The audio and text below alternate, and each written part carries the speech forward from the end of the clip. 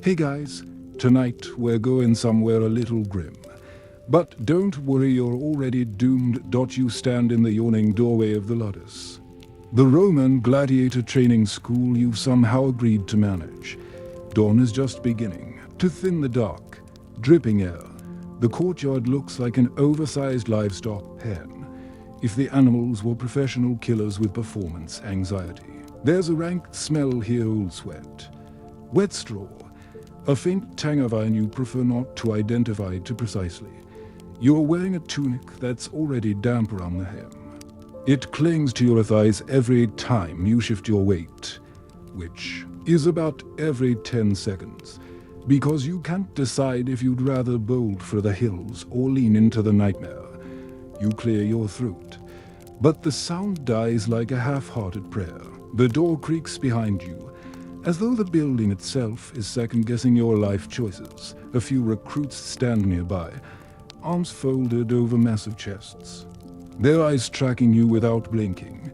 You could almost imagine they're statues occasionally spat in the dirt and crack their knuckles with the ominous calm of a man picturing your face under a practice sword. Meanwhile, your phone is dead, but so are your neighbors. That's the sort of comforting thought that pauses for optimism here. So, before you get comfortable, take a moment to like the video and subscribe, but only if you genuinely enjoy what I do here, Dotto.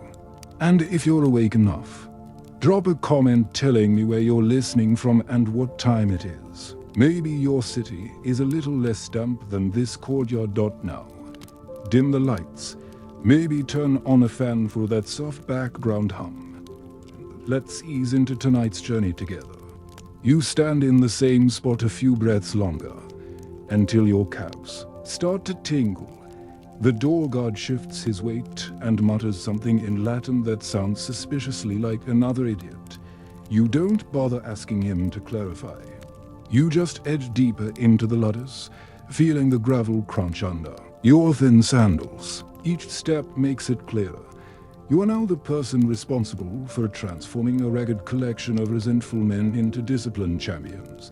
Or, more realistically, you're responsible for getting blamed when they fail.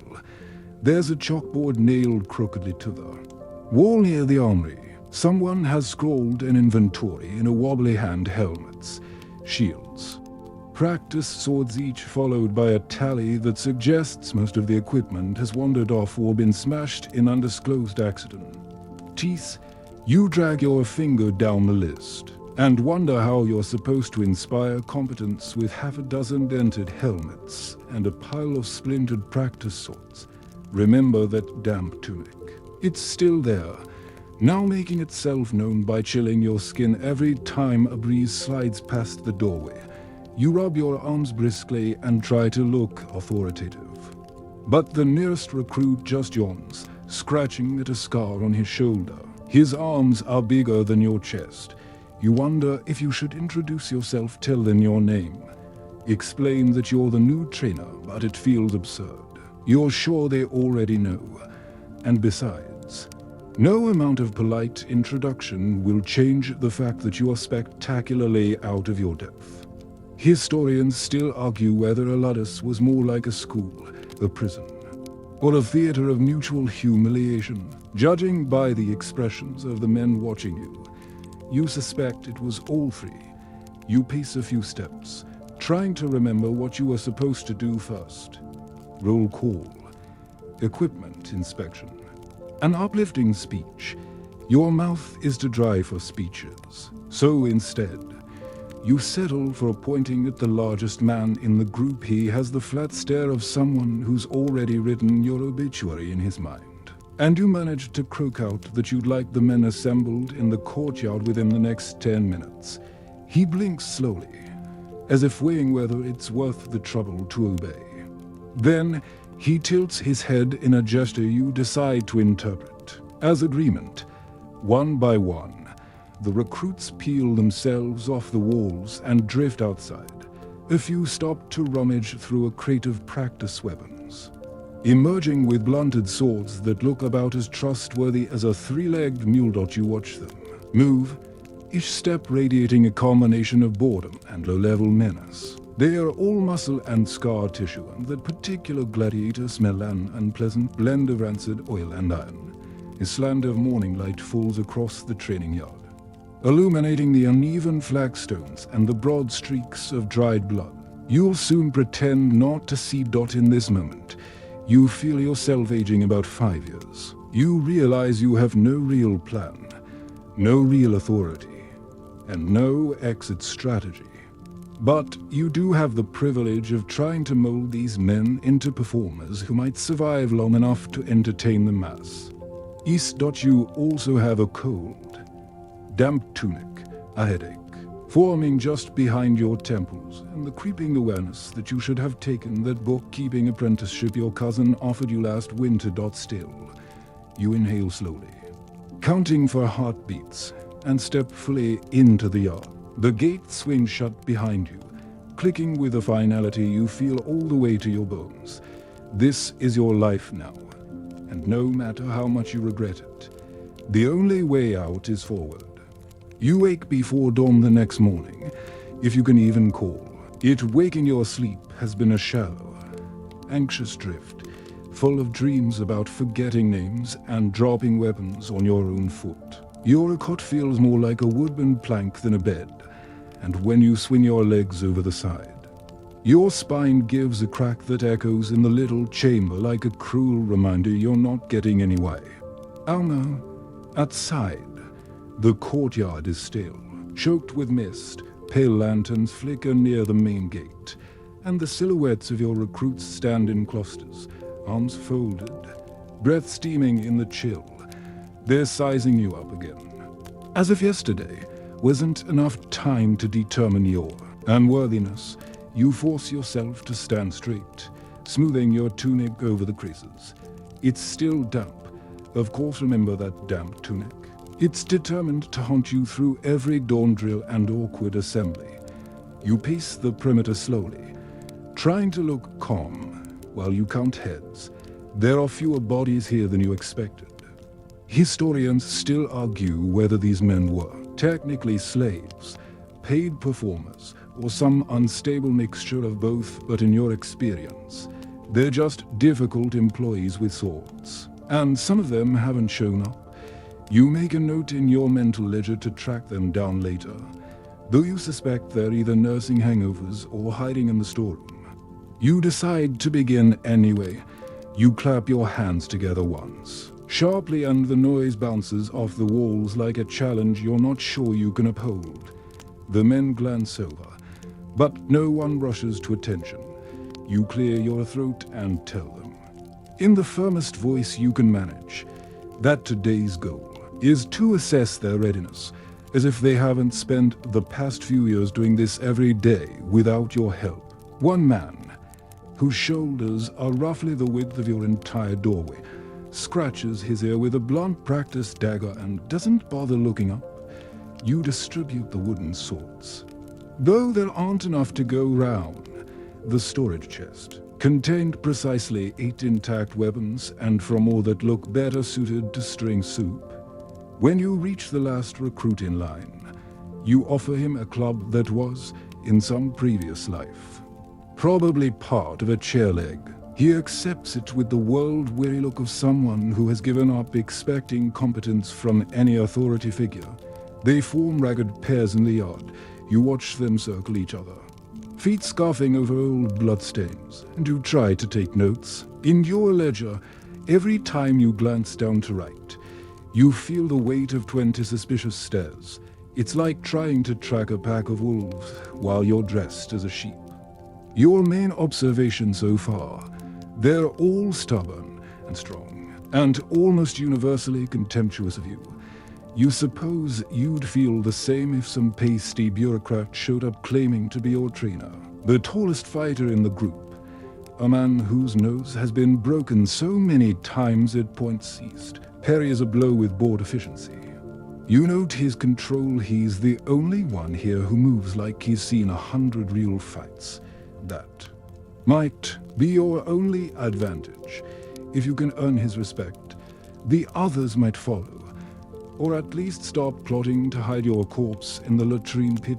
Meanwhile, your phone is dead.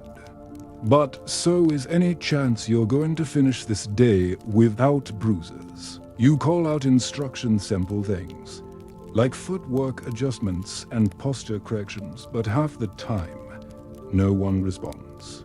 They keep circling and fainting like you're a ghost muttering on the sidelines. After a while, you switch tactics. You stride into the middle of the yard, demonstrating the proper stance yourself.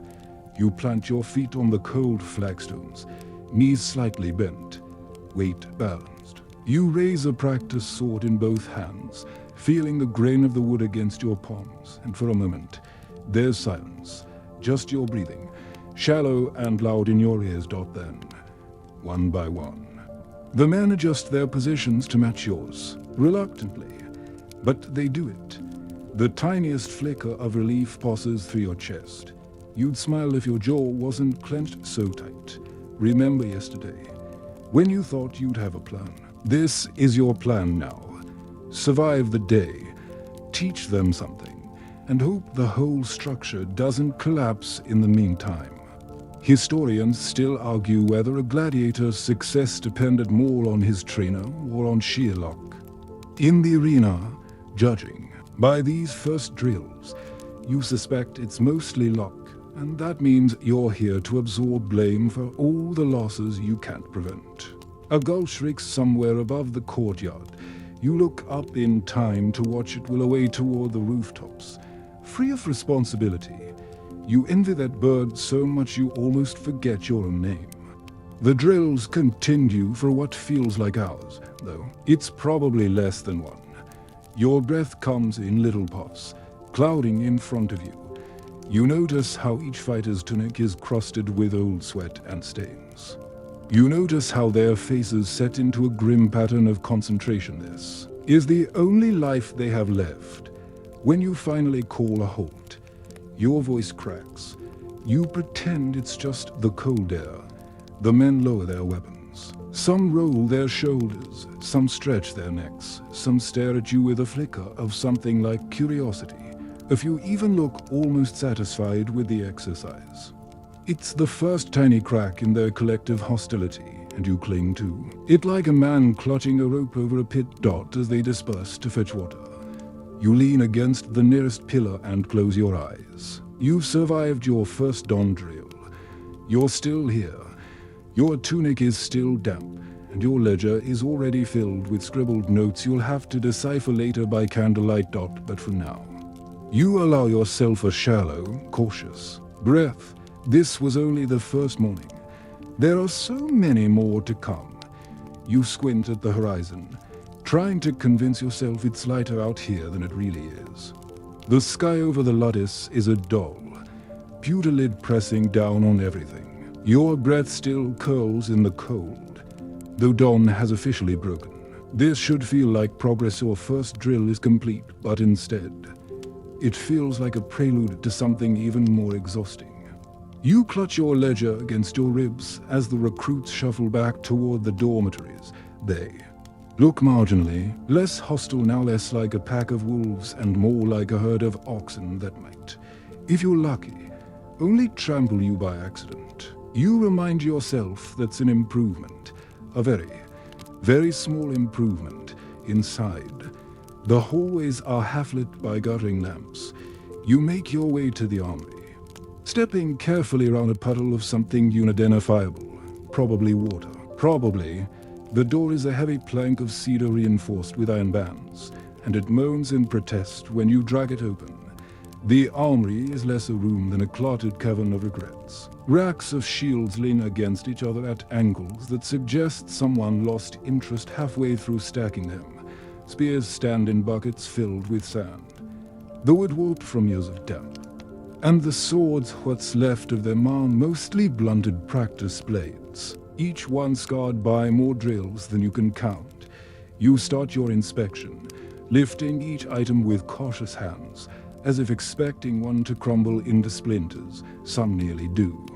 You set aside the worst of the lot to shields with holes punched straight through, a helmet missing its crest, 3 swords whose blades look more like question marks. You jot quick notes in your ledger. Though you already know, this is only going to confirm what your eyes keep telling you.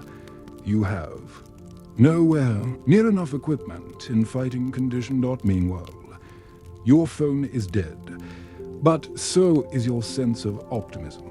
You rub your forehead and picture the inevitable conversation with the quartermaster, an older man with a voice like gravel and the patience of a wasp. You can almost hear his incredulous sigh when you explain that your Ludus is supposed to produce champions using equipment better suited to frightening pigeons than defeating opponents. Remember that damp tunic? Now it's sticky with sweat across your lower back. You peel it away from your skin with 2 fingers and keep moving. Historians still argue whether Roman trainers were respected figures of authority or merely tolerated out of necessity. Judging by the state of this place, you suspect you fall into the latter category. At the far end of the room, you spot the weapon's ledger nailed to a beam. The script is crumped and slants aggressively to the left, as though the scribe was hurrying to finish before the ink ran out. You trace the last recorded inventory date. It's from 3 months ago. No wonder half of the items don't match their counts. You wonder if the missing pieces were stolen, broken, or simply misplaced during some festival brawl you'll never hear about in detail. A sound behind you makes you stiffen, a low shuffle, followed by the creak of the door easing open another inch. You turn just in time to see one of the recruits leaning in the doorway. His arms are folded across a chest so broad it might have its own postal district. His face is all planes and shadows, the nose slightly bent, the expression unreadable. He doesn't speak, just watches you, his gaze flicking from the disordered racks to the shields stacked like broken pottery. You wait, heart tapping and nervous beat in your throat, but he doesn't offer any comment. Eventually, he lifts one shoulder in what might be a shrug before stepping back into the hallway and disappearing without a word. You let out a breath you hadn't realized you were holding. It's a small mercy that none of them seem inclined to mock you openly yet.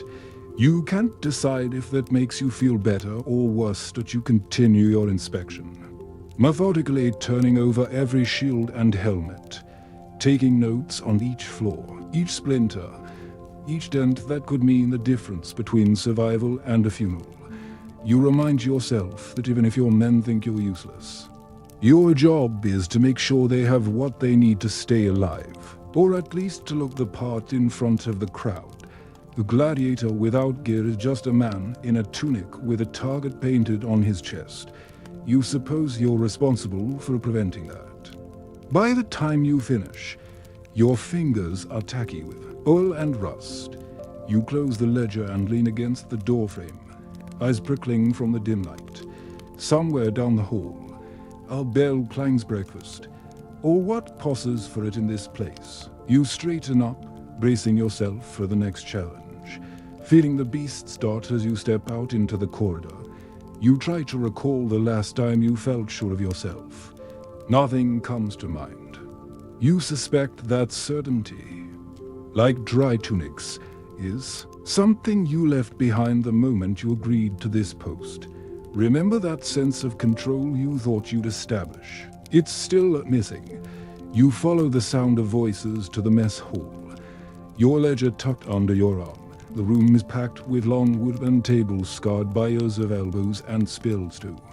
The air is thick with the tang of overcooked barley and the sharp scent of vinegar. The men are already seated, some eating in silence, others trading low-voiced comments you pretend not to notice. You slip into the small adjoining chamber where the cooks are ladling gruel into battered bowls. One looks up as you enter, his eyebrows raised in silent question. You clear your throat and say you're here to help, though you suspect they'd manage fine without you. Historians still argue whether these meals were intended to nourish or merely to dull hunger enough that the men could swing swords without passing out. Judging by the texture of what you're about to serve, you'd wager it's the latter. You take a bowl and step back into the hall, carefully avoiding eye contact as you set it down in front of a recruit. He doesn't thank you. None of them do. You suppose you can't blame them. You would thank a man for bringing you a slurry of grain and vinegar either. You work your way down the tables, placing bowls in front of each fighter. Some begin eating immediately, scooping up mouthfuls. With grim efficiency, others stare into the mush as though hoping it might transform into something edible if they wait long enough. When the last bowl is served, you retreat to the far wall and rest your ledger on a shelf. You rub your temples and try to convince yourself you're making progress. Meanwhile, your phone is dead, but so is your appetite. Remember the optimism you felt when you first arrived. It's faded into something more like grim acceptance. This is your life now. Inventory, drills, feeding, more drills, and no matter how much you wish otherwise, there's no shortcut through it. You close your eyes for a moment, letting the sounds of chewing and muttered complaints wash over you. You tell yourself you'll make it through the day. You have to, because the alternative is admitting you were never meant for this. You wake, if you can call it that, before the bells again. Your heart is a sagging raft in a sea of regret, and your body aches in places you didn't know existed. A dull throb pulses behind your eyes, some combination of bad sleep, worse food, and the creeping realization that today will be no kinder than yesterday. You sit up slowly, wincing as your back protests. The first sounds of stirring come from the hallway beyond your door, boots scraping the floor, the low rumble of voices too tired to bother hiding their discontent. You rub your face, feeling the grit of yesterday's sweat still clinging to your skin. There's no time to wash properly. Not when dawn drills are followed by breakfast, followed by more drills, followed by this. Feeding the beasts, the mess. Hall is already hot, though the sun isn't even fully over the rooftops. Great clay ovens squat along one wall, radiating heat into the close air. Two of the kitchen boys are hulling a cauldron, and so large it takes both of them to keep it balanced. A sour, porridgey smell wafts up as they set it on the serving table with a thump. You're close enough to see a glisten of lumps just under the surface. You tell yourself it's barley. You don't look again to confirm. Historians still argue whether the diet of Roman gladiators was as carefully designed as some records claim, rich in legumes and ash to strengthen bones, or whether it was mostly the cheapest calories someone could scrounge. Judging by the consistency of this gruel, you suspect your Ludus subscribes to the latter approach. You fetch a ladle and brace yourself for another round of silent, watchful judgment. Remember that damp tunic? Today, it's clinging for a new reason. Kitchen. Steam. It soaks the cloth, plastering it to your ribs as you move down the line of bowls. You ladle the gruel out by the cupful, the mush hitting each wooden bowl with a wet splat that somehow makes you feel personally responsible for everyone's misery. The men file in, single file. Some rubbing their eyes, others already glaring. You've learned not to expect much gratitude. They take their portions and find seats at the long tables, where they eat in a kind of synchronized, glum rhythm. You move as quickly as you can without sloshing hot cereal onto your own feet. One man thick-necked, scar on his cheek, name still. A blank in your ledger takes his bowl and stares at you with an expression that could mean anything from contempt to curiosity. You offer a tight nod, trying to look as though you do this every day, as though you were born ladling grey mush for men twice your size. He doesn't reply, just turns away, shoulders rolling under his tunic, and sits at the far end of the table. Meanwhile, your phone is dead, but so is any hope of fresh bread. When the last recruit has been served, You set the ladle aside and wipe your hands on a rag that's seen better centuries. A few of the kitchen boys shoot you pitying glances. You pretend not to notice. You move to the far end of the hall to start the inventory of supplies. A low shelf runs the length of the wall, lined with sacks and amphorae. You tug open each one in turn. Barley, lentils, vinegar, olive oil. A row of amphorae holds what passes for wine, though it smells more like vinegar's disreputable cousin. You note quantities in your ledger. Your handwriting growing cramped as you realize just how quickly you're burning through provisions. If another shipment doesn't arrive soon, you'll have to have rations. You can imagine how well that would go over. Historians still argue whether trainers were more feared or more resented. In this moment, you suspect the answer is both. You close the last sack and straighten, feeling your spine complain again. The men are finishing their meal, scraping bowls clean with calloused fingers. If you are already rising, stretching arms. Thick with old scars, they look almost calm in these few minutes after breakfast. Almost human dot. But then you catch the eye of the man you think of as the prima donna Marcus. Though he's never confirmed it. He's the one with the showman swagger and the disdainful smirk. The one the others watch when they think you aren't looking. He has the effortless arrogance of someone who knows he's better at this than you'll ever be. He flicks his gaze over the hall, then back to you. The smirk is still there, as if to remind you that no matter how many bowls of gruel you serve, no matter how many drills you lead, you will never fully earn his respect. Remember that flicker of confidence you felt yesterday. It's shriveled under that look. You clear your throat and announce that training resumes in 30 minutes. No one acknowledges you. They just keep rising, carrying their empty bowls to the wash troughs in the corner. You gather your ledger and retreat, feeling the same exhausted dread you did when you first arrived. This is your role now. Feeder, supplier, scapegoat. You suspect the last function will prove the most important.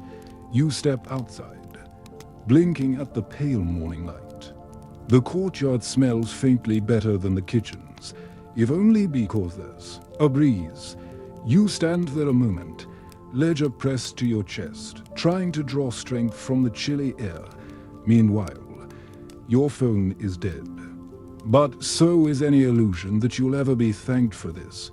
You take a slow breath and turn back toward the mess hall, where the kitchen boys are scrubbing the great cauldron clean. You almost offer to help, but you stop yourself. You have your own disasters to prepare for, because in less than an hour, you will be back in the sandpit, pretending you have control over men who could snap you in half without a second thought. Remember that damn tunic. It's not going anywhere. You square your shoulders and head for the training yard. This day isn't going to survive itself. You stand in the narrow corridor behind the courtyard, ledger clutched to your chest, and try to decide if you're ready to face the next humiliation. Because feeding the beasts is only the first trial of any given day.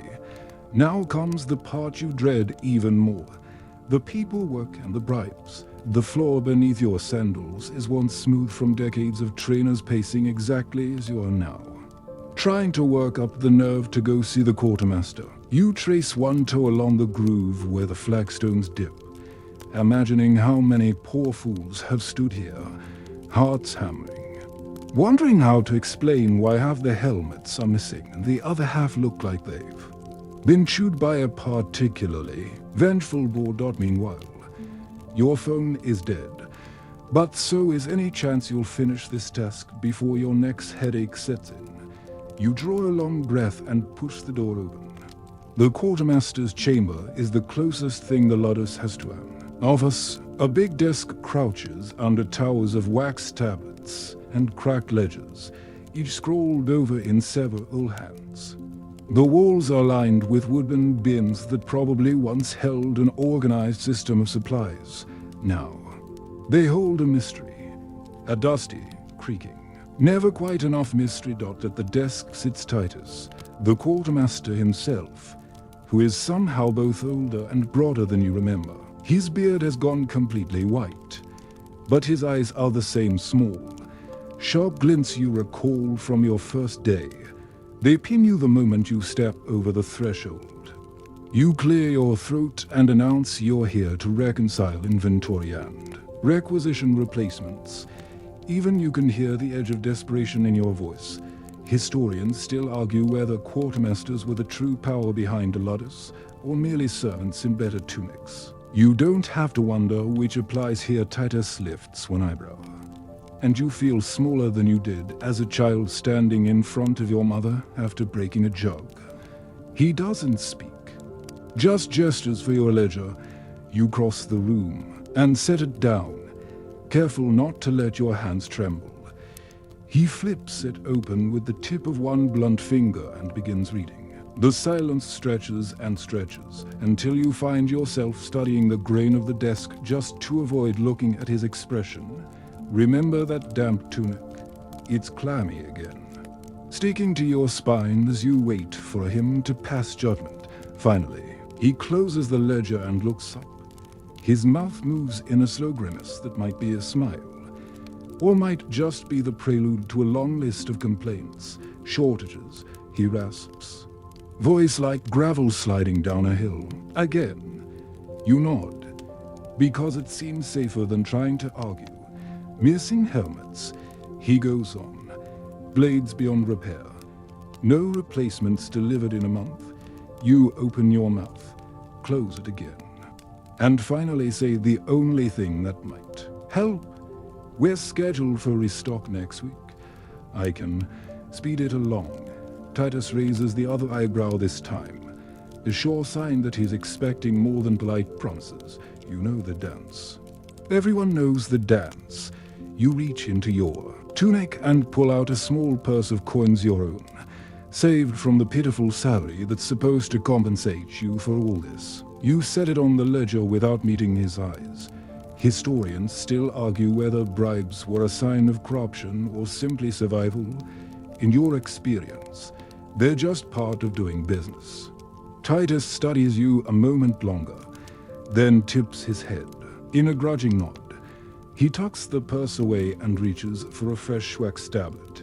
The stylus scratches as he records your request: 6 helmets for shields, a handful of new practice blades. You watch the list grow, feeling your stomach sink with each item.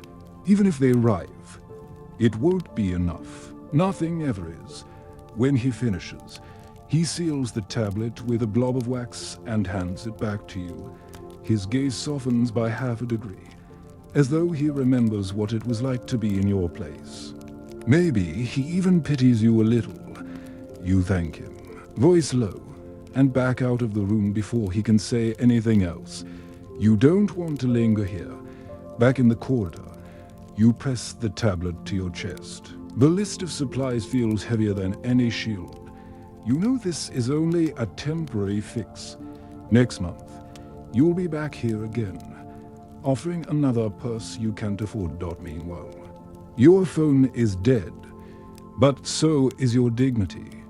You drift down the hall to the records chamber, where the scribes sit hunched over their ledgers. You nod to them, though neither looks up. You slot your requisition tablet into the rack marked pending, and for a moment, you pretend this means the problem is solved. It isn't. Remember that optimism you had your first morning here? It's a rumor now, a fairy tale. You turn away from the records room and make your way toward the courtyard. You need fresh air, anything to clear the smell of ink and stale vinegar that clings to your hair. The training yard is blessedly empty for the moment. You walk to the center and stand in the sandpit, feeling the fine grit sift into your sandals. Historians still argue whether the sand was changed weekly to hide the bloodstains, or whether the stains simply piled up year after year. Looking down, you can believe either. You close your eyes and imagine the game's thousands of spectators roaring as men fight to the death for entertainment. You imagine your recruits, faces set in grim masks, Stepping out under that glare, you imagine yourself in the stands, hoping. Desperately they survive, and when they don't, you imagine whose fault it will be. You open your eyes. The morning light is brighter now, sharpening every crack in the walls. You drag your hand over your face and tell yourself it's time to gather the men for the next drill. Because paperwork and bribes are only one part of this life. The rest is sweat, bruises, and the slow erosion of whatever confidence you thought you had. Remember that damp tunic, still damp. You take a deep breath, taste the dust, and turn toward the dormitories. This day isn't over. Not by a long shot.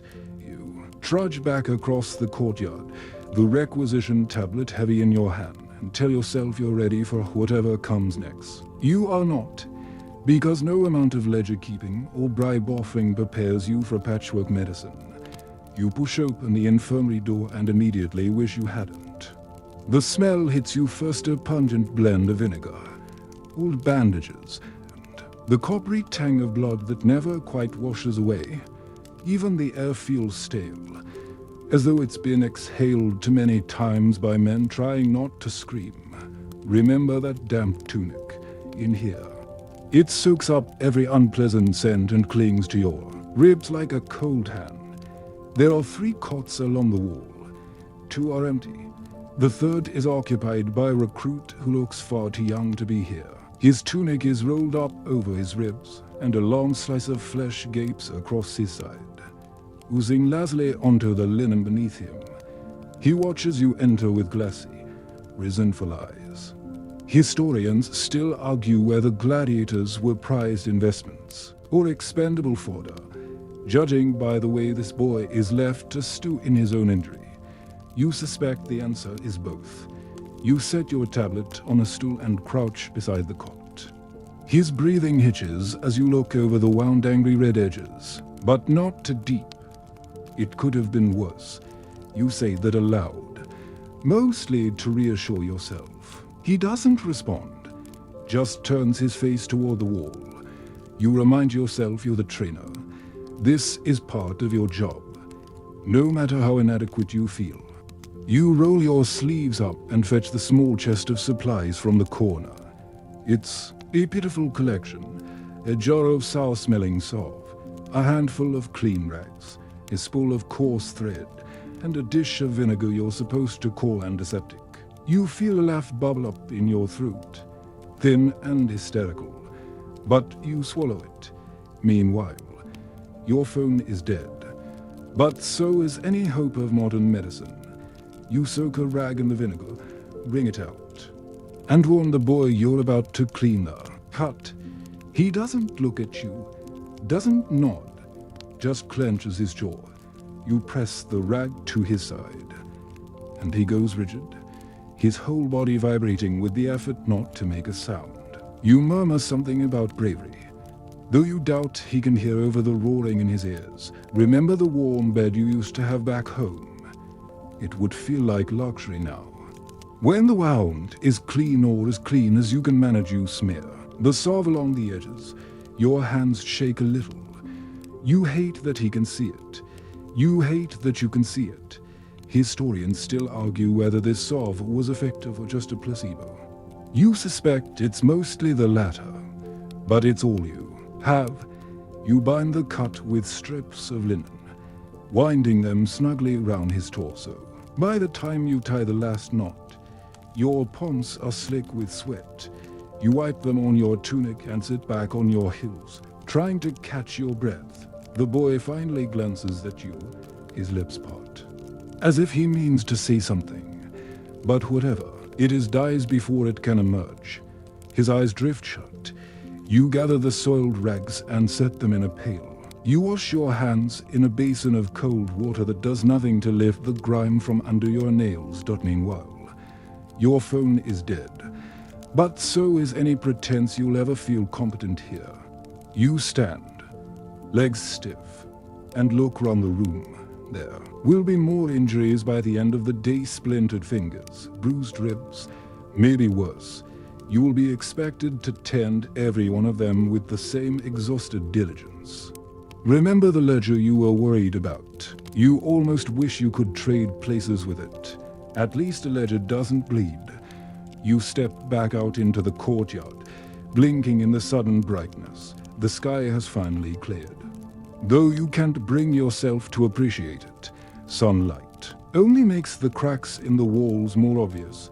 Your recruits are gathering again, trickling out from the dormitories. You count them automatically, ticking each face off in your mind.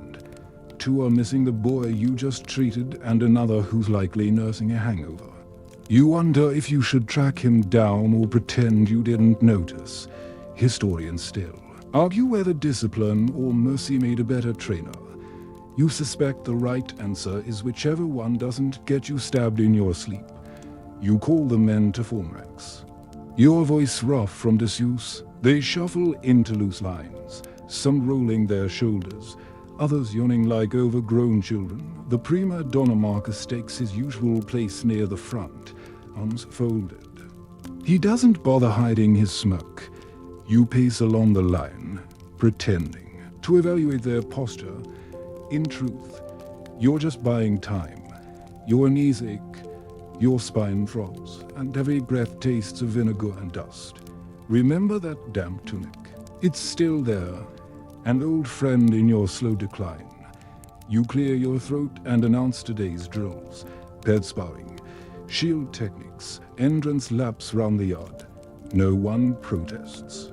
But no one seems particularly impressed either. You watch as they collect their equipment, noting which shields are most likely to shatter, which swords are so blunt they might as well be sticks. You try not to imagine the injuries that will follow. Meanwhile, your phone is dead, but so is any dream you had of easy respect. You move to the edge of the sandpit and signal the first pair to begin. The clash of wood on wood echoes off the walls, sharp and relentless. You jot notes in your ledger, though the words blur after a while.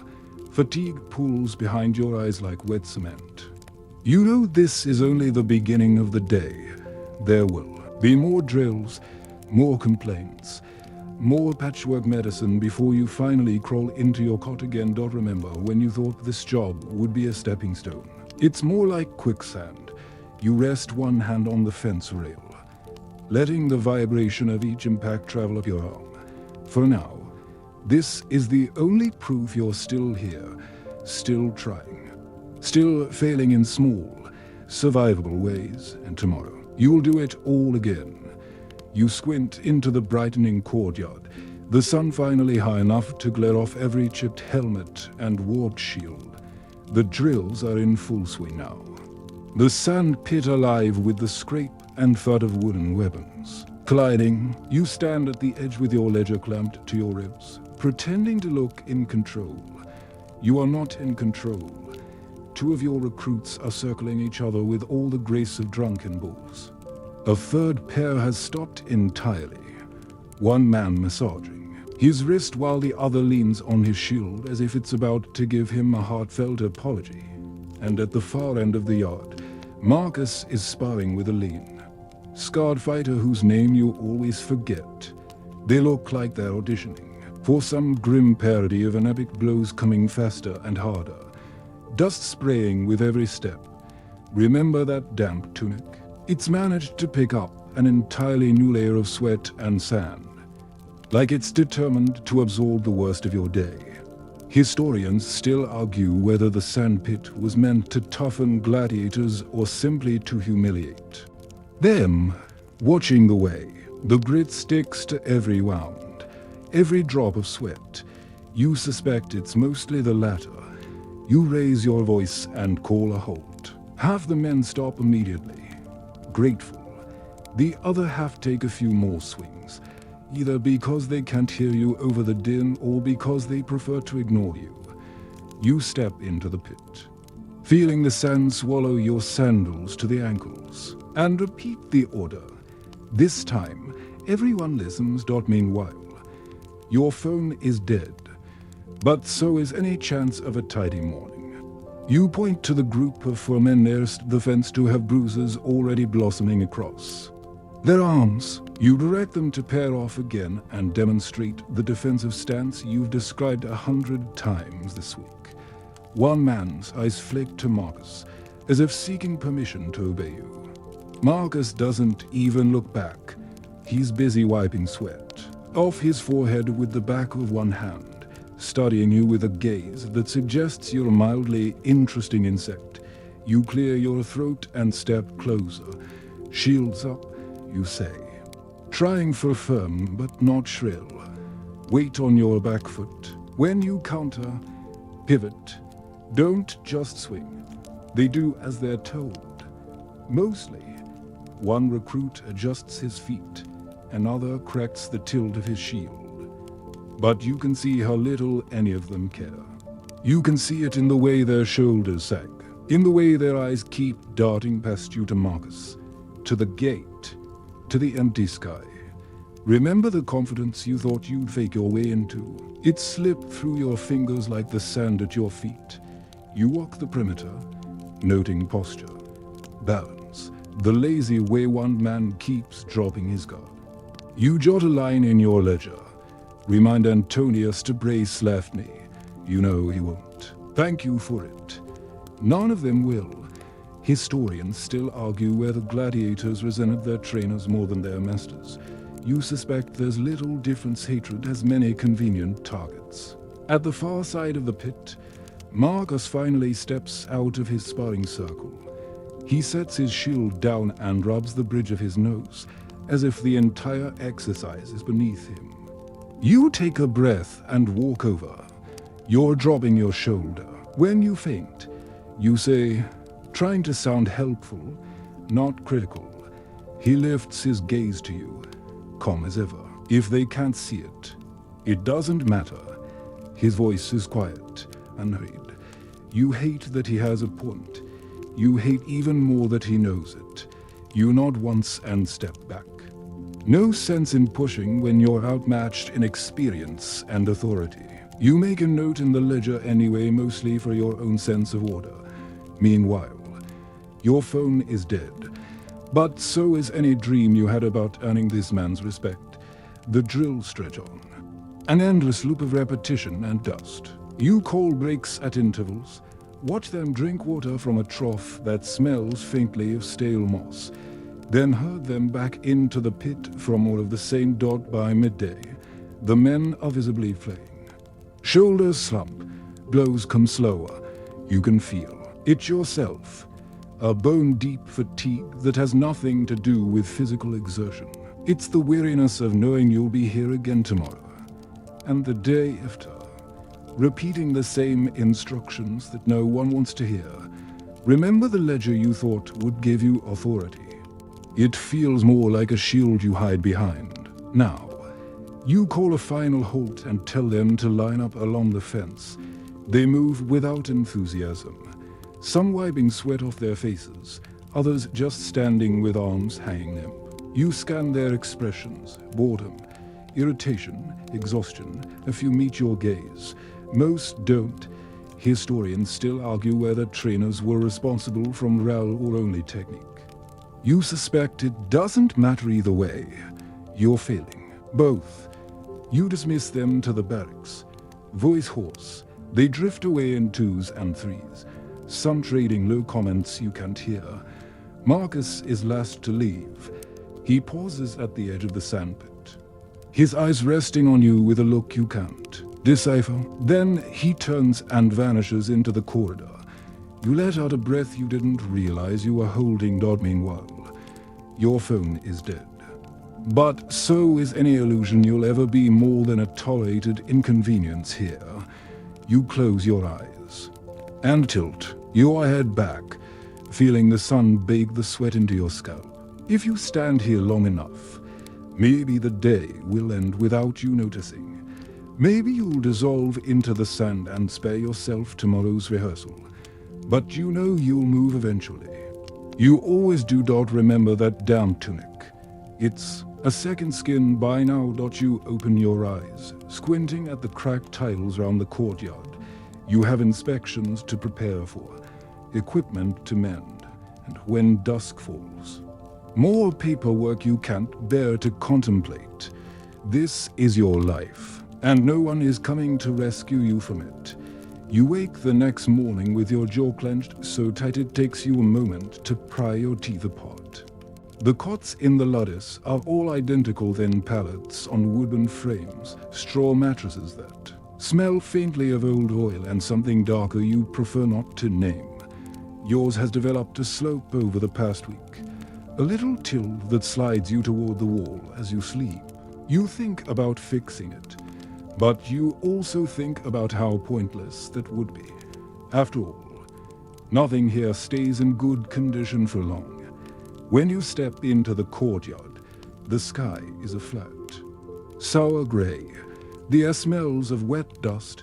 The men are gathering for morning drills, each one wrapped in his own sullen silence. You take attendance, more from habit than hope. Everyone is present, though one of them has his arm in a makeshift sling from yesterday's practice.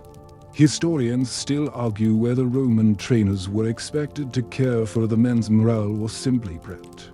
And 2, you suspect your job is mostly pretending. Remember that damp tunic. It's still damp, because nothing ever fully dries in this place. As you finish your count, you feel a prickle of apprehension run down your spine. Today is not a day for routine drills. Today, you have to train the prima donna. Marcus. His single quote says, sitting by the fence, arms folded across his chest, face blank in a way that's somehow more insulting than outright disdain. You've been dreading this moment since you first saw his name on the roster. He's the best fighter you have, and the worst student. He knows more about the arena than you ever will, and he never misses a chance to remind you of that. Meanwhile, your phone is dead, but so is your ability to delay this any longer. You call him forward. The rest of the recruits pretend not to. Watch as he steps into the sandpit. He doesn't bother with pleasantries, just picks up a practice sword and spins it once in his hand. The motion is smooth, effortless, designed to underline exactly who the real expert is. You try to tell yourself you don't mind. You try to tell yourself you're here to refine his technique, not to win a battle of egos. But when he lifts one eyebrow in silent question, you feel your face flush anyway. Show me your defense, you say, voice pitched carefully neutral. He obliges, moving through the stances with the casual elegance of someone who's rehearsed this 1,000 times.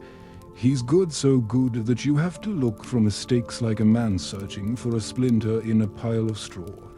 You circle him slowly, noting the angle of his shield, the set of his feet. You find one floor a tiny overreach when he pivots left and you point it out. He doesn't respond, just holds your gaze for a long moment, then adjusts half a fraction as if to humor you. Remember that optimism you thought you'd reclaim. It evaporates under his stare. You move on to sparring drills. You call for a volunteer, and Antonius steps forward, clearly unwilling but too afraid of Marcus to refuse. They face each other, wooden blades raised. You give the signal. The clash is immediate and fierce, the crack of wood on wood ringing across the yard. Antonius tries to hold his ground, but Marcus drives him back step by step, each strike a lesson. In quiet ruthlessness, you have to call a halt twice before Antonius finally lowers his weapon. Panting, historians still argue whether famous gladiators were allowed to ignore their trainers entirely. You don't have to argue, you're watching it happen. You thank Antonius and send him back to the line. Marcus doesn't move, just waits for your next instruction. You can almost feel the question radiating off him. What are you going to teach me, little man? Meanwhile, your phone is dead. But so is any illusion that respect comes automatically with the title. You consider running them through more forms, but you know it's pointless. Instead, You take a slow breath and ask Marcus to demonstrate the feint and pivot technique for the others. He blinks once surprised, maybe but steps into position. The demonstration is flawless. For a moment, even the laziest recruits are watching with real attention. You stand to the side, pretending this was your idea all along. Because sometimes, training is just knowing who to let take the lead. Remember that damp tunic. It clings to you like a reminder that you're never fully in charge here. When Marcus finishes, you nod, trying not to sound too relieved. He gives you a look you can't quite read, something between amusement and approval, then walks away without waiting to be dismissed. You let out a shaky breath and turn to the others. You saw that. You say, gesturing vaguely after Marcus, "That's how it should look." No one argues. They gather their practice weapons and begin forming pairs. You watch them with a dull ache in your chest, equal parts embarrassment and something like pride. Historians still argue whether a trainer's true value was in teaching or simply in surviving the men he taught. You suspect survival is the greater skill. You spend the next hour moving between pairs, correcting grips, adjusting stances, murmuring the same advice over and over. The air grows thick with dust and the soft groans of tired men. Meanwhile, your phone is dead, but so is any thought of breakfast. When you finally call a halt, the recruits look almost grateful. You dismiss them to wash up, and they drift away, in clumps, voices low. Only Marcus lingers, watching you for a moment before he turns and disappears into the dormitory.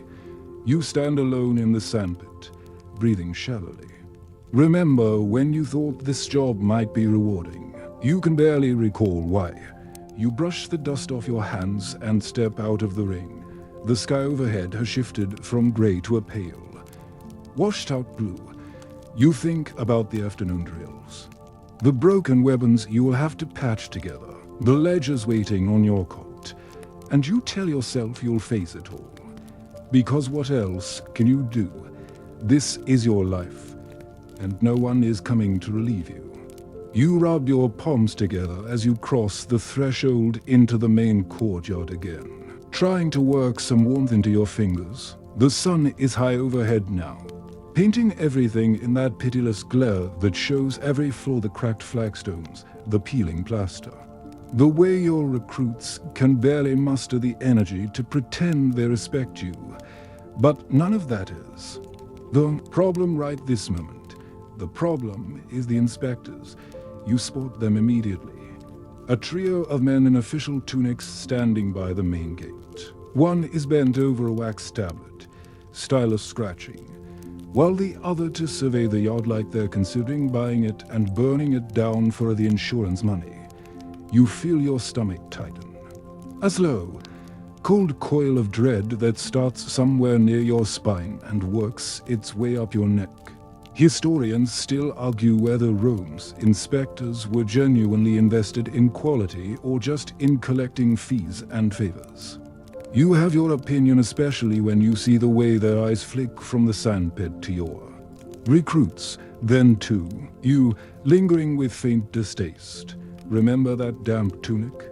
Today, it feels like a curse you can't scrub out. You draw a breath, paste something like a respectful expression onto your face, and walk over to greet them. Trainer, the man with the tablet says, not bothering to look up. His voice has the bored edge of someone who already expects disappointment. Present, you answer, trying not to sound as small as you feel. The one in the middle lifts a hand. A silent command to stand aside. You move without protest, and he strides past you into the sandpit. He toes at the surface, frowning when his sandal brings up a small bloom of red dust, proof that the sand hasn't been replaced in weeks. You're already mentally composing the excuses you'll need. Meanwhile, your phone is dead, but so is any hope you'll bluff your way through this without consequence. The inspectors walk the length of the courtyard, making small marks on the tablet. occasionally bending to examine a shield left propped against the fence. You follow at a careful distance, hands clasped behind your back, trying not to flinch every time one of them sighs. They reach the rack of practice weapons. The tallest inspector lifts a wooden sword, squints along its length, then bends it gently between his palms. The crack is sharp, startling a clean split down the grain.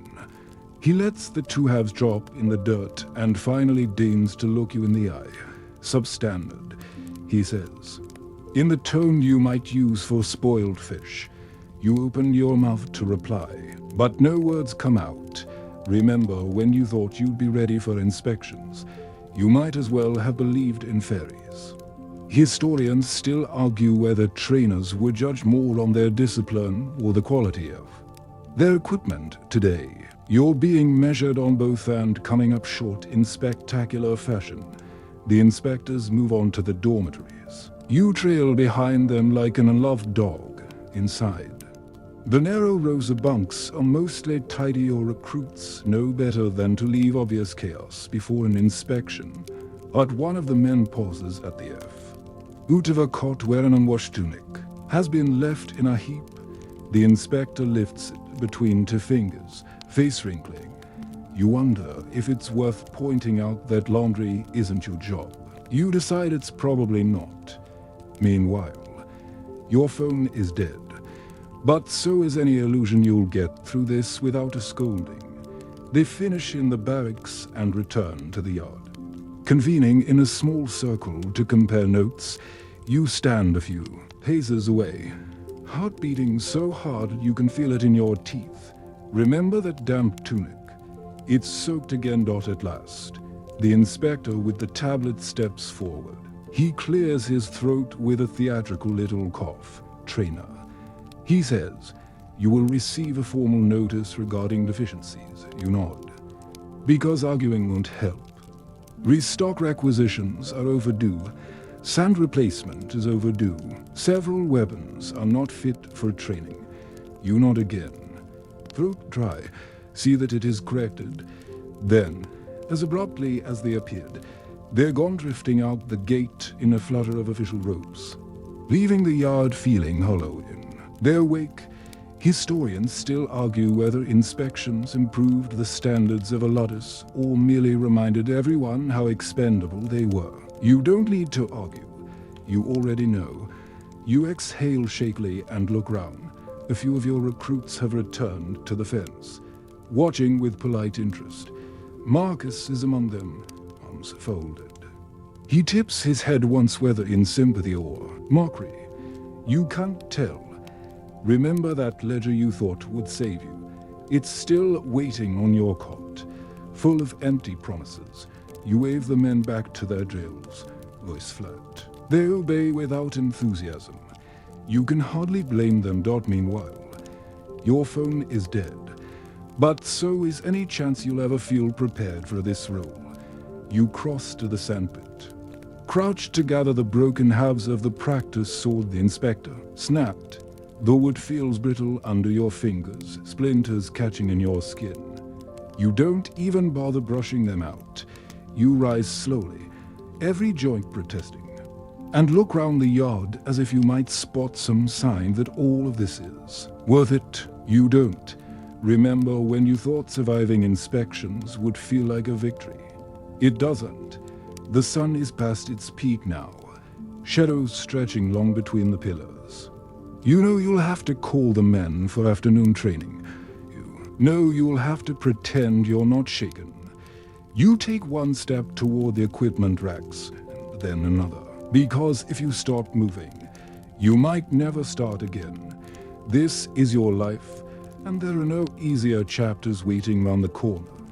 You watch the last of the inspectors vanish down the road, their wax tablet tucked safely under an onlike. Evidence in a trial you've already lost.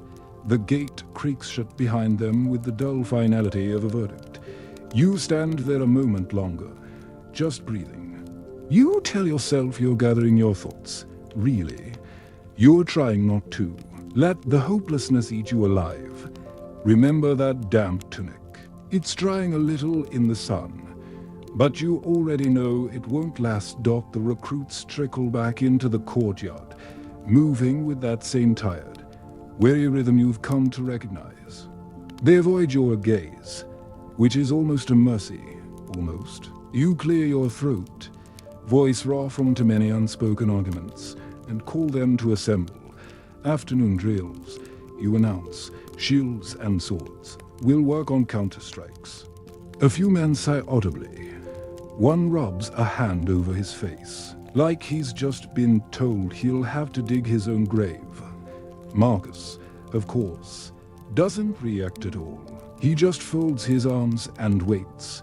Historians still argue whether training sessions after inspections were harsher or more forgiving. You can't imagine how anyone found the energy to make them anything but exhausting. You divide the men into pairs, watching them fan out across the sandpit. The light is harsher now.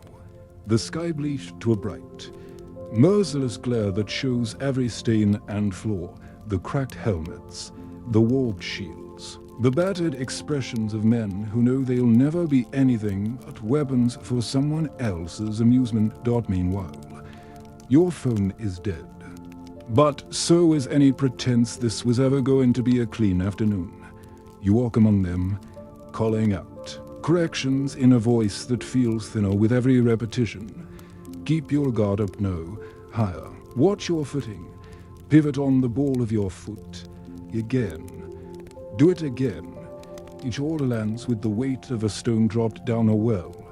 They echo in the silence, then vanish. One man thick-necked, sweat shining on his arms, fumbles. His parry and takes a wooden blade across the shoulder with a crack that makes you wince. He hisses through his teeth, but doesn't drop his weapon. You step closer, murmuring that he needs to reset his stance. He doesn't look at you. Remember that tiny flicker of authority you felt last week? It's been ground into the sand along with everything else. You move to the next pair. The taller fighter keeps crowding his opponent, leaving his ribs wide open. You tap his elbow, adjusting it by inches. He tenses, but doesn't protest. Historians still argue whether trainers were respected or merely tolerated. You settle for tolerated. You spend the next saw weaving between them, correcting, demonstrating, reminding. Sweat stings your eyes. Dust coats your tongue. You feel a dull headache blossoming behind your temples, a pulsing echo to the steady thump of practice weapons colliding. Meanwhile, your phone is dead. But so is any chance you leave this yard without feeling 10 years old at last. You call for a break. The men drop their shields and stagger to the water trough. You watch them, feeling something tight unwind between your shoulders leave. Maybe, though it's too tired to be called, the Marcus lingers near the fence, rolling his shoulders for once. He doesn't look like he's about to deliver a scathing remark. He just watches you with a flat, assessing gaze. You wonder if he's taking measure of your failures. You wonder if he's adding them up. Remember that damp tunic? It's clinging again. You're not even surprised. You step over to the broken weapons piled by the gate. 3 cracked swords, 2 shields with their bindings unraveling. You crouch, inspecting the damage. The repairs will take hours you don't have. Historians still argue whether trainers were expected to be craftsmen, too. In your experience, they're expected to be everything: quartermaster, healer, drill sergeant, scapegoat. You gather the pieces in your arms, careful not to let them tumble free. You straighten slowly, feeling the ache in your back deepen into something close to resignation. Meanwhile, your phone is dead, but so is the illusion that hard work alone can fix this place. You carry the broken gear to the storage shed and set it down on a workbench. The air inside is hot, close, smelling of oil and old leather. You rub a hand across your eyes, smearing grit into the corners. Remember the way you thought you'd learn to love this job? You don't think about that anymore. You take up a length, of rawhide and begin binding the cracked edge of a shield. Your hands move automatically. Muscle memory stronger than hope. Each loop of the cord feels like a small concession to futility. But you keep working, because what else is there? The afternoon light slants lower. Gilding the doorway, you hear the men in the yard, some talking, some silent. You wonder what they say about you when you're not within earshot. Probably nothing you haven't already told yourself. Historians still argue whether trainers ever truly earned the respect of their men. You suspect the answer is no. Not fully. Not honestly. You tie off the last knot, flexing your aching fingers. Outside, the bell for evening drills is about to ring. You'll have to gather them again. You'll have to pretend none of this feels impossible. Remember that ledger. It's waiting in your quarters, full of lists you can't fulfill. You set the shield aside and take one last look around the shed. Then you step into the dying light and head back toward the sandpit. Because this is your life, and the day isn't over yet. You step into the courtyard with the repaired shield tucked under one arm. The sun has dropped low enough to paint the walls a tired orange, a color that makes everything look more worn out than it already is. You stand there for a moment, letting the sweat dry in patches across your neck and shoulders, bracing yourself for the next indignity, because now you have to take the long, filthy road trip. You'd almost forgotten this week's schedule. One of your fighters is contracted to appear in an arena a few towns away, and naturally, the contract demands that you, the trainer, personally escort the entire cohort, because nothing says prestige like hauling 8 surly men and a wagon load of battered gear across half the province. Remember that damp tunic. You'd better get used to it smelling like horse for the foreseeable future. Historians still argue whether these trips were opportunities to build camaraderie or simply logistical nightmares. You suspect it's the latter, especially when you see the 2 carts parked by the main gate. The wheels look like they were built by someone whose only experience with carpentry was slapping planks together and hoping for the best. Meanwhile, your phone is dead, but so is any chance you'll avoid splinters today.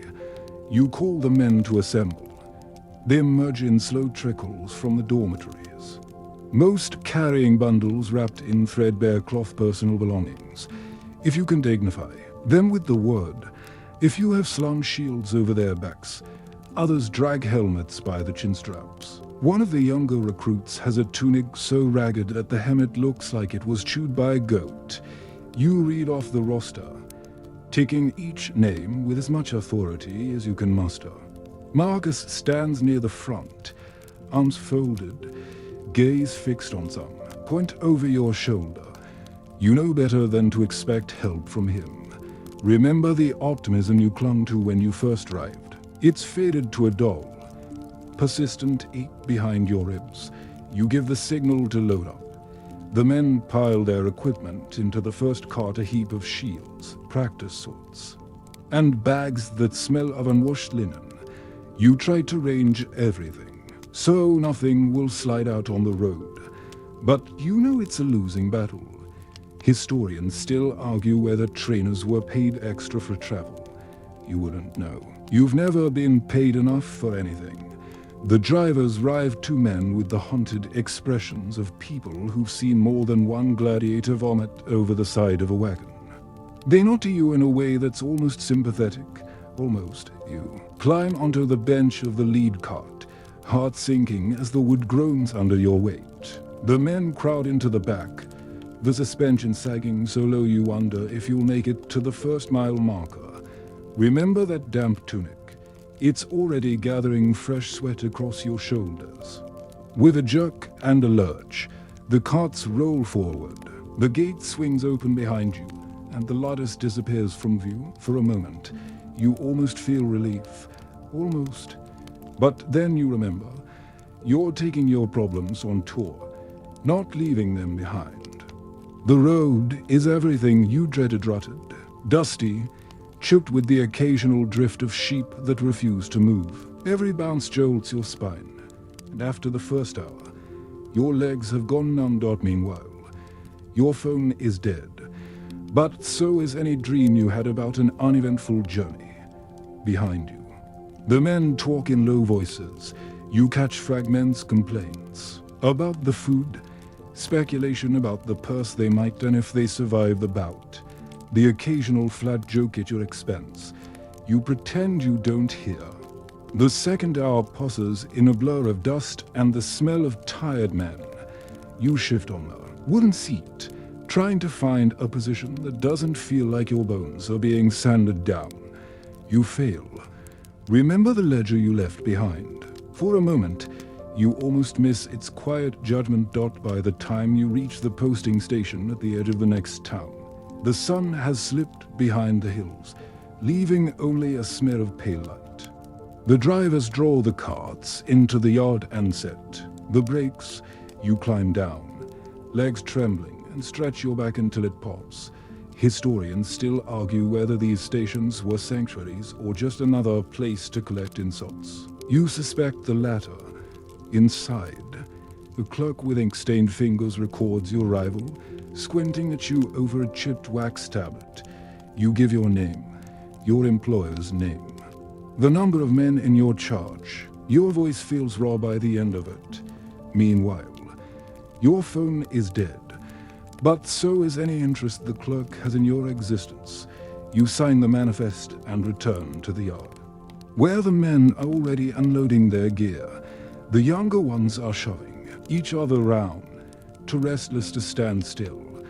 Marcus leans against the side of the cart, expression hidden in the gloom. Remember the fragile respect you thought you'd earned? It's vanished somewhere between the last pothole and this courtyard.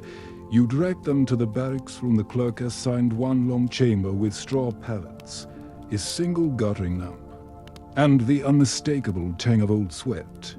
No one complains. They're too tired to care. You step inside last, watching as they claim places and begin unrolling blankets. The room grows quiet except for the occasional scrape of a sword against the wall. You set your pack by the door and lean there for a moment, feeling every mile in your bones. Remember that damp tunic. It's clinging again. Because of course it is.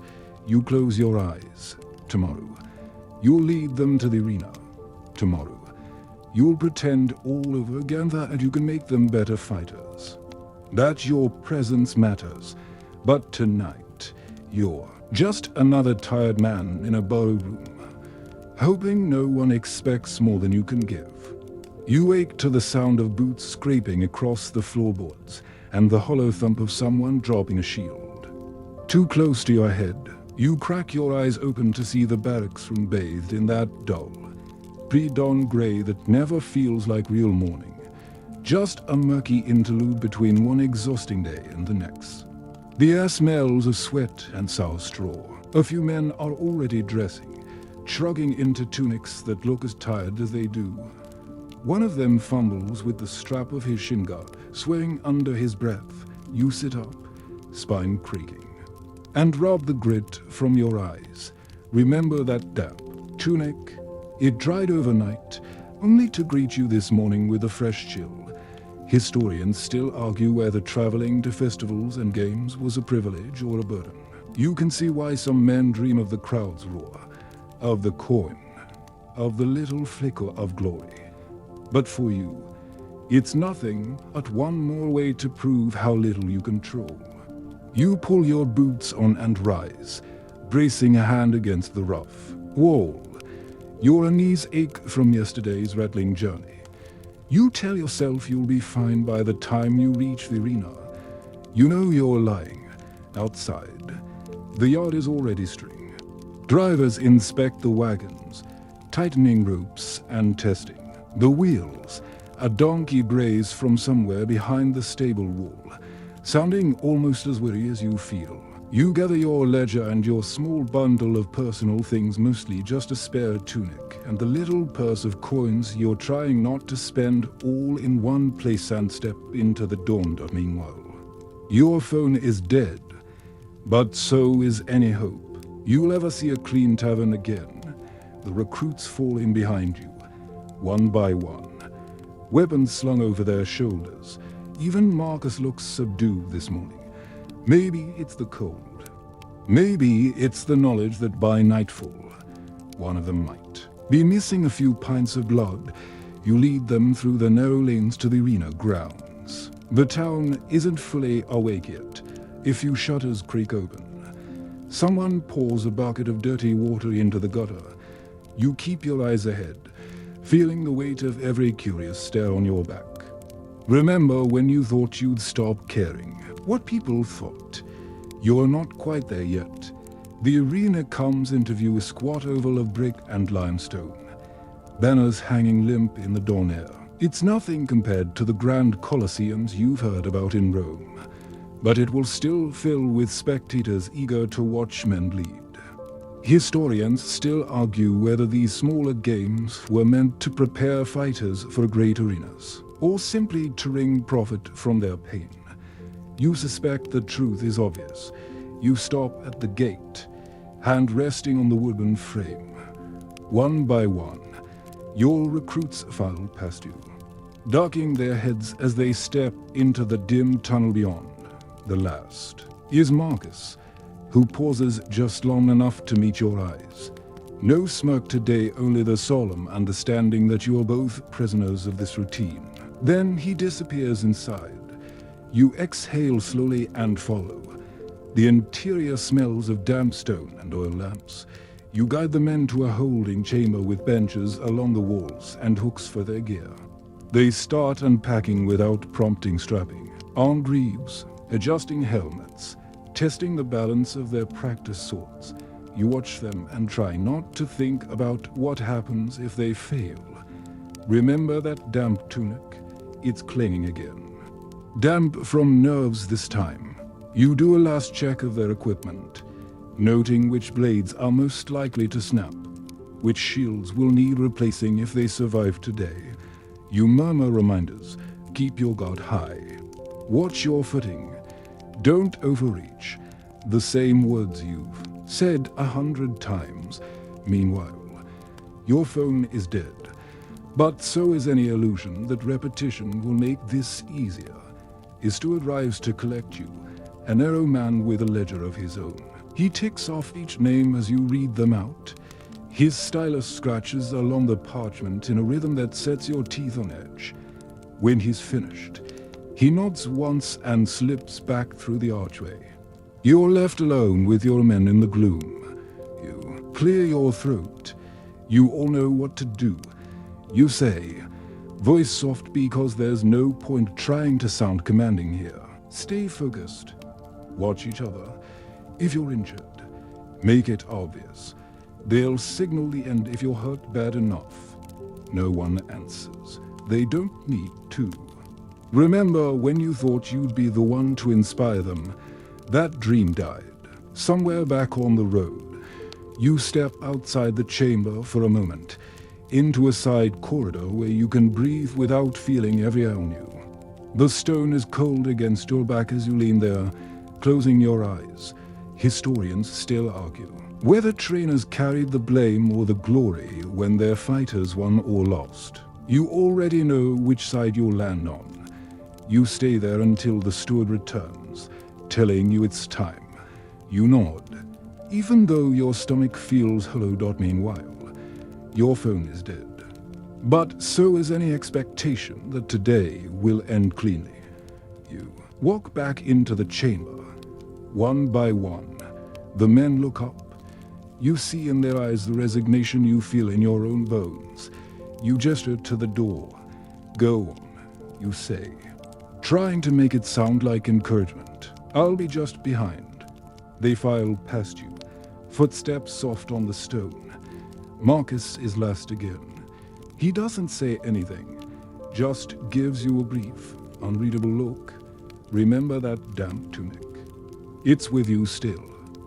Like proof that nothing ever really changes, you follow them out into the tunnel that leads to the arena floor, heart drumming a slow, tired rhythm. Above you, The first murmur of a gathering crowd begins to build, and you tell yourself you're ready, because you don't have any other choice. You step out of the tunnel into a dull roar that rolls across the arena floor like a wave breaking. On stone, the stands aren't full yet, patches of empty benches gape here and there, but already the air hums with the restless appetite of spectators waiting to see something they can talk about over din. In your dot you stand there for a heartbeat, longer than you mean to, blinking against the sudden light. The sky has cleared, bright and pitiless, pouring down on the sand in a way that makes your eyes ache. Your men file past you onto the marked lines, each one shrinking just a little as they take in the scale of the place. Even Marcus hesitates, if only for the length of a breath. Remember that damp tunic. Today it feels like a shroud you can't quite pull off. Historians still argue whether the smaller provincial arenas were more forgiving than the great colosseums. You suspect the sand feels exactly the same wherever you stand. You walk the perimeter, while the steward reads off names and details in a bored drone. The crowd barely listens. They're too busy shifting on the benches, calling out wages, pointing at the men lined up under the archways. You keep your gaze fixed on your recruits, noting who is swallowing too often, who is tapping a thumb against a shield in the tiny tick of someone trying to look braver than he feels. Meanwhile, your phone is dead, but so is any illusion that you can protect them from what comes next. The steward finishes the introductions, and the gate on the far side swings open. Another cohort emerges, their trainer following with an expression you recognize instantly. The same exhausted, resigned mask you wear yourself. Your eyes meet across the sand, and for a moment, you feel something almost like kinship. Then the moment passes, and the steward is gesturing for the men to take their starting positions. You step back to the wall, arms folded over your chest. The crowd's muttering settles into a tense hush. Remember the optimism you had when you first agreed to this posting. You can't even recall the shape of it anymore. A horn sounds. The first match begins. Two of your fighters move forward, shields up, wooden swords held in front of them. Their opponents advance in mirrored stances, feet scarfing the sand in slow, deliberate arcs. The first blows are cautious testing strikes that crack like snapped branches. The crowd is already leaning forward, eager for something more dramatic. You watch every movement, heart thumping in a dull, heavy rhythm. Every time a blade glances off a shield, you flinch. Every time a man stumbles, your breath catches. You are not in that pit, but you might as well be. Meanwhile, your phone is dead, but so is any part of you that believes this is just a job. The first bout drags on longer than you expect. One of your recruits, Flavius, the youngest, takes a glancing blow to the temple and goes down on one knee. The crowd erupts in a mixture of cheers and groans. You force yourself not to move, though every instinct screams to run to him. Remember when you thought you'd be able to keep them safe? That hope is a sick joke now, eventually. The steward calls a halt, and the fighters withdraw to the edge of the arena. Flavius is pale under the dust, but conscious. You murmur a few words as he pauses something about keeping his guard high next time. He doesn't look at you. The next pair steps out. You brace yourself again. Historians still argue whether these public displays were about discipline or spectacle. You don't see the difference anymore. Two more bouts follow, both hard, messy struggles that leave your men limping and bloodied. Nothing serious, you tell yourself. Nothing they won't survive. But you don't believe it. Not really.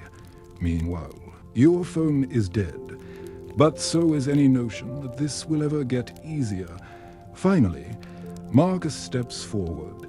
The hush in the stands sharpens into something like hunger. Everyone knows his reputation. Even here, in this provincial backwater, word has traveled. He raises his shield, gives the briefest nod to his opponent, a stocky man with a crooked nose and arms like tree trunk sand weights. You've never seen Marcus look nervous. Today, he looks exactly the same as he always does, blank, calm, already halfway to victory in his own mind. The horn sounds. The fight is faster than any of the others. Marcus moves like water, smooth and deliberate, every strike calculated.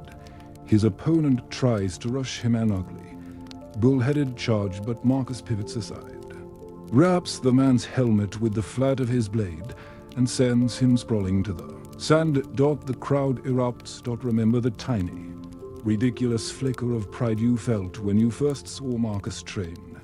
It's back now, burning low in your chest. Marcus doesn't turn to you for acknowledgement.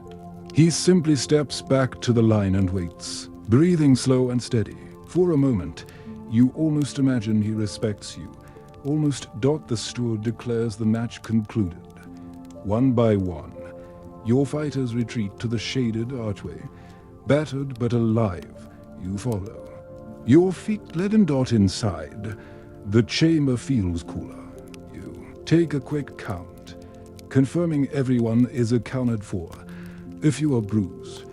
One has a shallow cut on his arm, but nothing worse. You allow yourself a long, ragged exhale. Historians still argue whether trainers measured success by survival alone. Today, that's the only measure that matters. Meanwhile, your phone is dead. But so is any doubt that you'll keep doing this. Because what else can you do? You step to the side, leaning your back against the cold wall. The crowd's applause fades into a dull background hum. Remember that damp tunic? It's drying in the warm air, a small comfort in a life with so few of them. For now, you let yourself breathe. Tomorrow will be worse, but tonight, everyone is alive. You wait before the sun, though you can't say you've really slept. The cot in the arena's holding quarters is narrower than your shoulders, and you spent most of the night drifting in and out of a shallow doze that never felt like rest. Your thoughts kept circling back to the sandpit, to the dull thud of wooden blades on battered shields, to the way Marcus's eyes had met yours with that unreadable flicker of something: contempt, respect, or just exhaustion. You rub your face and sit up slowly, every joint in your body stiff as old rope. The room is still, save for the slow breathing of the men around you. Someone mutters in their sleep. Someone else lets out a low groan as he rolls over and pulls a blanket tight around his shoulders. You envy them for their ability to sink into slumber no matter how raw the day has been. You stand, careful not to let the boards creak under your weight, and pull your tunic over your head. It smells of old sweat and the sour tang of vinegar from the infirmary. And when you smooth it down over your ribs, it feels as though it's part of you now, a second skin you'll never shed. Remember that damp tunic. It's still here, clinging to you like the last proof that this place has swallowed you whole. You step into the corridor, blinking at the thin line of dawn just beginning to brighten the far archway. The air smells fresher than you expect, a little coolness sneaking in through the cracks in the limestone walls. You draw a slow breath and tell yourself today will be easier because it has to be. You know you're lying, but the lie feels good for a moment, and that's enough to keep moving. Historians still argue whether the final days of a festival were the most punishing or the most lucrative for a trainer. You suspect there's no difference. A day is a day. The only question is whether you end it with your men standing or carried out in pieces. You find the steward in the entry hall, leaning over his ledger, stylus tapping a restless rhythm against the edge of the page. He glances up as you approach and lifts one brow in silent expectation. You give your name and confirm your cohort is ready for the morning exhibition matches. His stylus pauses just long enough to make you wonder if you've forgotten something critical. Then he nods and gestures you toward the courtyard. No words, No ceremony, just the efficient, impersonal cogs of an industry that thrives on other men's pain. Meanwhile, your phone is dead, but so is any scrap of yourself that believes you're anything but a necessary appendage to this machine. You step back into the barracks and call your men awake. One by one, they sit up, blinking, rubbing their faces. No one complains. There's nothing to complain about when you all know exactly what you're here to do.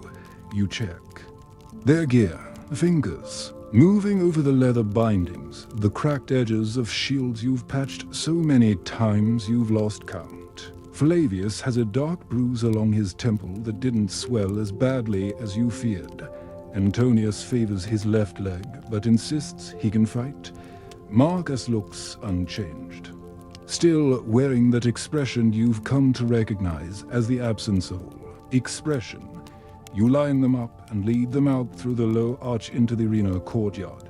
The rising light cuts long, cold stripes across the stone. The crowd isn't here yet, but you can feel their anticipation like static gathering in the air.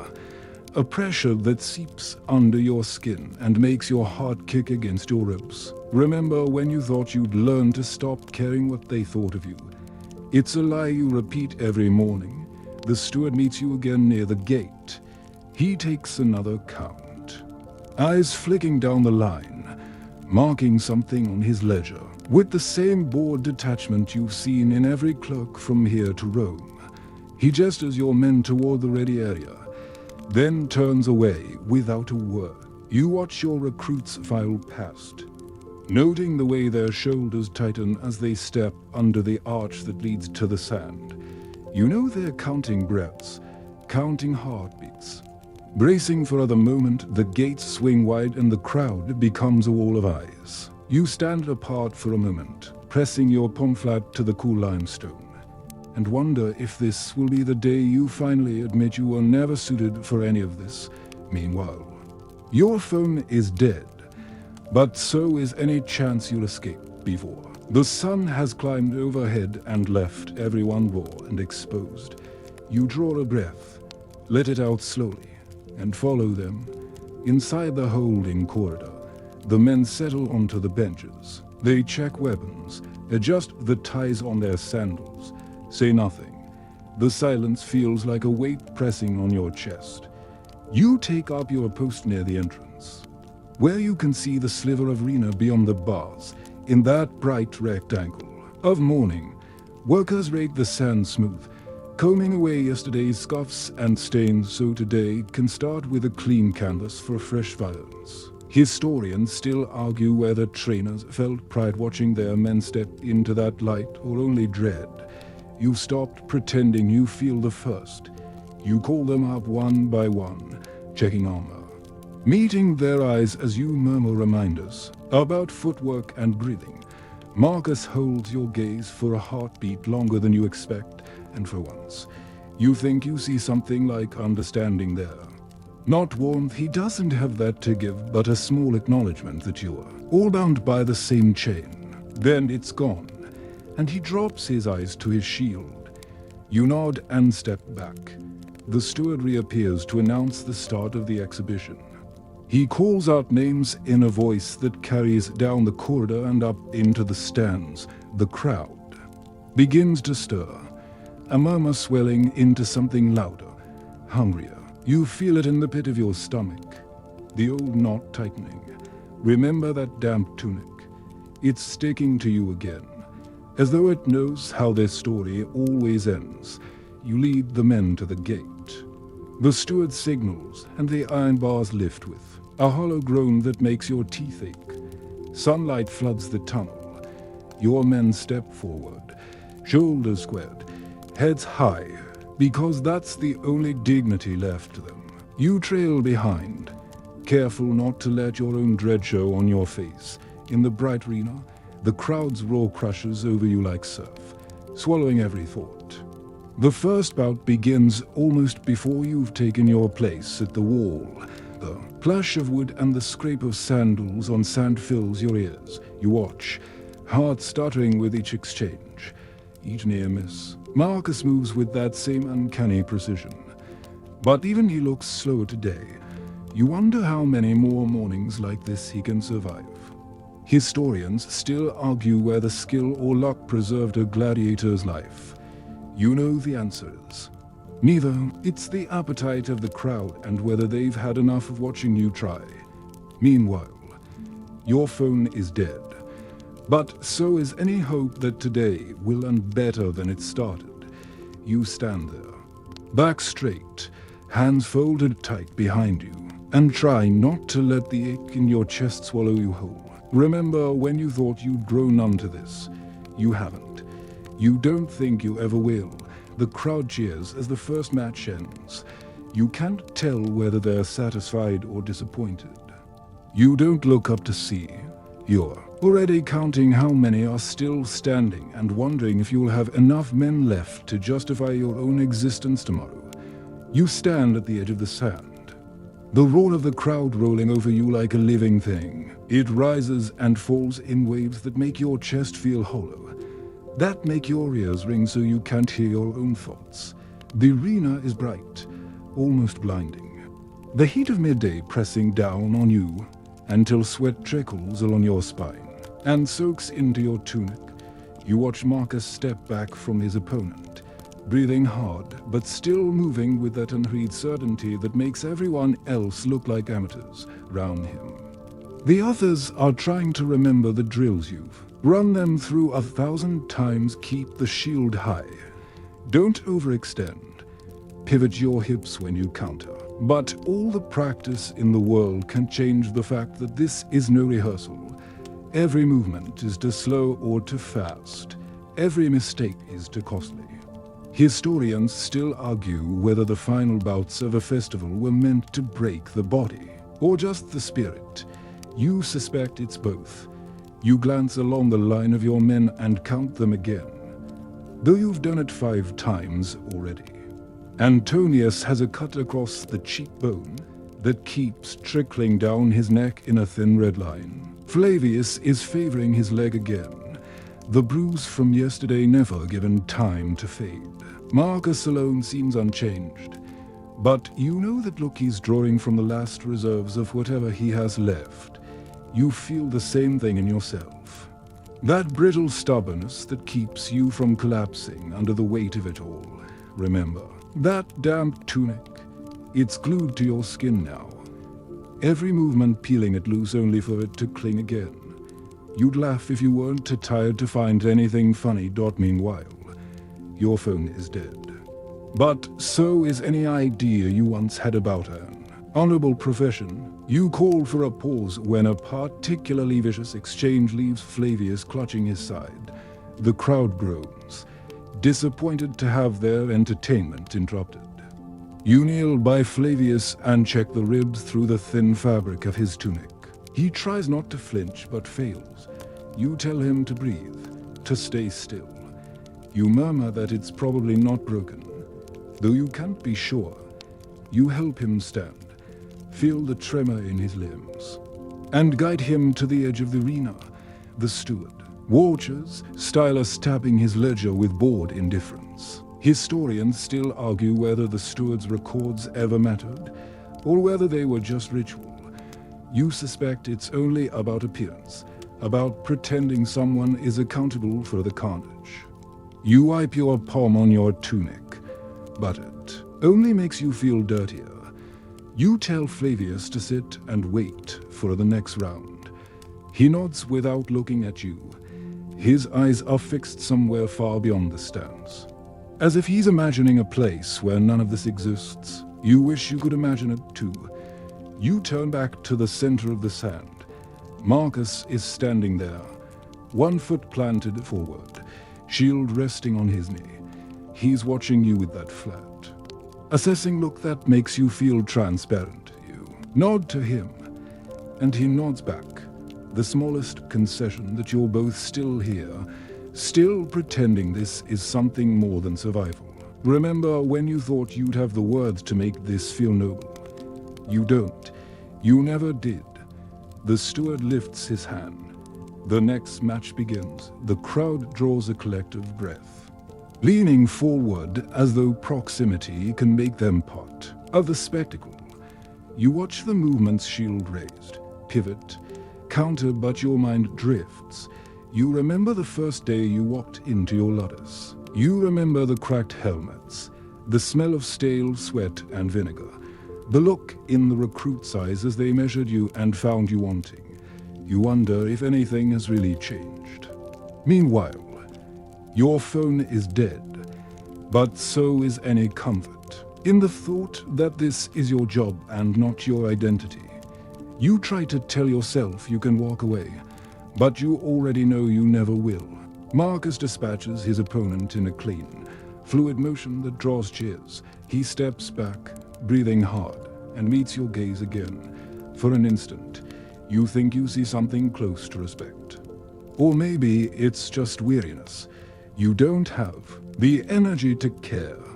You wait as the last match drags on, the sun inching higher, the earth thick enough to choke on. When the final horn sounds, the crowd erupts in a roar that feels more like mockery than praise.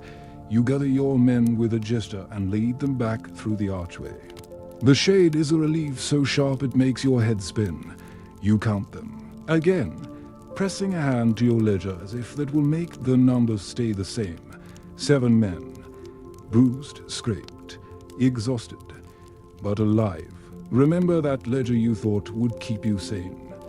It's just one more list you can't ever finish. The steward appears with a nod and a slip of parchment payment, or a promise of it, to be collected from the quartermaster when you return. You sign without reading. You don't need to see the numbers. You already know they won't be enough. Historians still argue whether any amount of coin was worth this. You know your answer. Meanwhile, your phone is dead. But so is any idea you can do something else. You gather their weapons, your hands raw from the rough edges, and lead them to the waiting carts. No one speaks. The silence is heavier than any condemnation. You climb onto the bench, bracing your feet against the boards. As the drivers snap the reins and the carts lurch forward, you watch the arena recede behind you.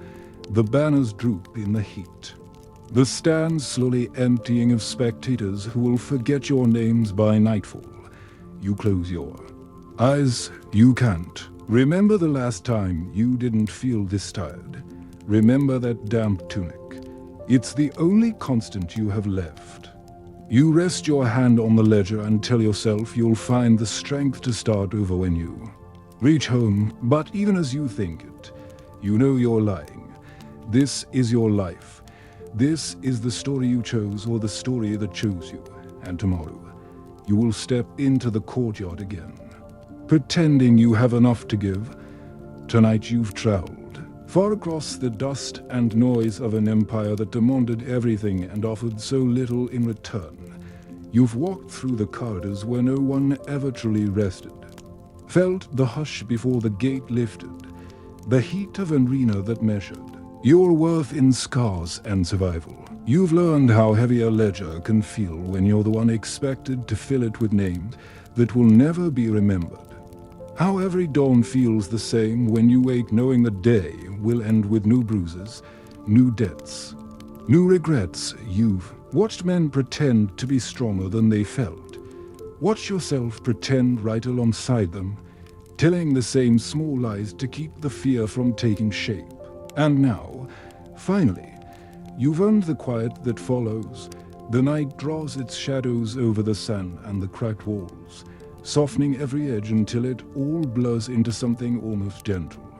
Your heartbeat slows, your breathing deepens, and you feel the relief that only comes when the crowd has gone home and no one is left to judge your failures. The ledger is closed, the weapon stacked in silence, the damp tunic folded at the foot of your bed. For a little while, nothing more is asked of you. Your story can rest now.